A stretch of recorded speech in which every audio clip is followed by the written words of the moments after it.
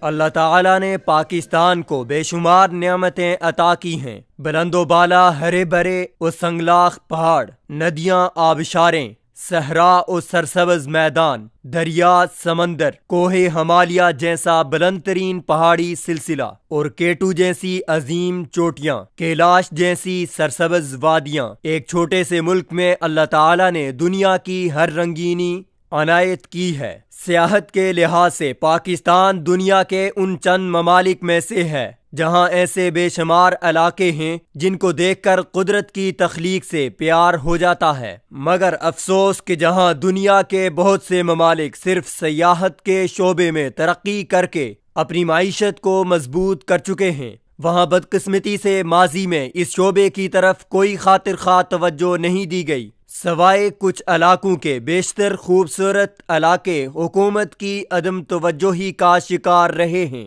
کچھ سال پہلے تک پاکستان کے شمالی علاقہ جات دہشت گردی کی وجہ سے سیاحت سے محروم رہے ہیں، لیکن اب پاک فوج کے آپریشنز کے بعد ایک بار پھر یہ علاقے امن کا گہوارہ بن چکے ہیں، مگر اس کے باوجود ان علاقوں میں سیاحت کے فروغ کے لیے کوئی خاطر خواہ کام نہیں کیا گیا، نہ ہی سیاحوں کے لیے کوئی دلکش پیکیج متعارف کرایا گیا اور نہ ہی معیاری سہولیات موجود ہیں۔ پاکستان کے صوبہ خیبر پختونخوا اور آزاد کشمیر میں ایسے بے شمار دور افتادہ حسین ترین علاقے ہیں جہاں سیاحتی آمد و رفت کم ہے۔ یہاں آمد و رفت کے لیے نہ تو اچھی حالت میں سڑکیں ہیں اور نہ ہی سستے اور معیاری ہوٹلز یا ریسٹ ہاؤسز ہیں، جس کی وجہ سے فیملیز ان علاقوں کا رخ کم کرتی ہیں اور زیادہ تر ایڈونچر کے شوقین نوجوان ہی ان علاقوں کے مہمان بنتے ہیں۔ سیاحت ایک ایسا شعبہ ہے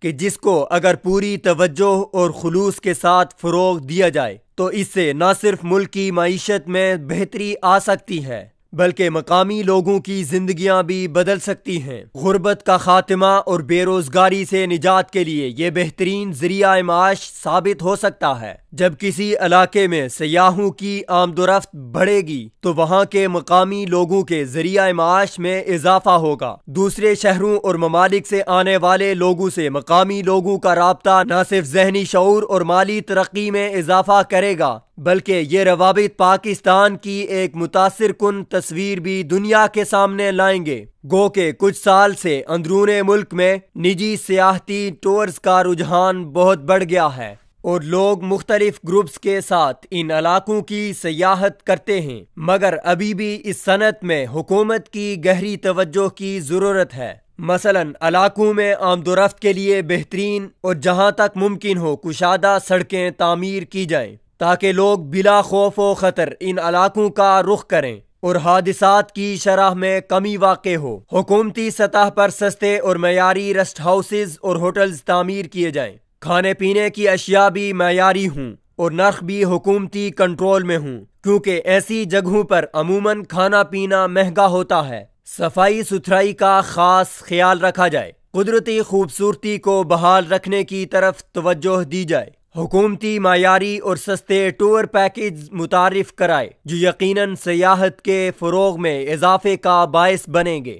وزارت سیاحت کی جانب سے ملک کے خوبصورت علاقوں کو متعارف کرانے کے لیے چھوٹی چھوٹی معلوماتی ڈاکومنٹریز بطور اشتہارات میڈیا پر نشر کی جائیں۔ ان علاقوں میں ملکی اور غیر ملکی سیاحوں کے تحفظ کے لیے باقاعدہ ایسی فورس اور قانونی ادارہ تشکیل کیا جائے جہاں بآسانی سیاح نہ صرف اپنی شکایت درج کرا سکیں بلکہ اس پر فوری ایکشن بھی لیا جائے۔ سیاحوں کو علاقے گھمانے کے لیے حکومت کی طرف سے سستی ٹرانسپورٹ کا انتظام ہو۔ دنیا بھر کے سیاحوں کی دلکشی کے لیے پاکستانی ایمبیسیز ہنگامی طور پر اقدامات کریں۔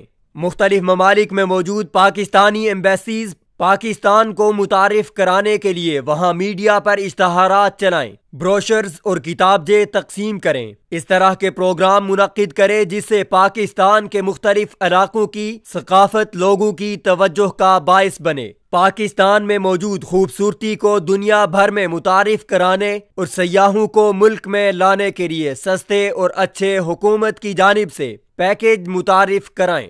غیر ملکی سیاحوں کے لیے آسان ویزا پالیسیز متعارف کرائی جائیں۔ پاکستانی ایئر لائنز سیاحت کی غرض سے آنے والے غیر ملکی سیاحوں کے لیے کرایوں میں کمی کرے۔ ان چند اقدامات کے بعد یقیناً پاکستان کی سیاحت کی صنعت میں نہ صرف غیر معمولی اضافہ ہوگا بلکہ معاشی طور پر بھی ملک مستحکم ہوگا۔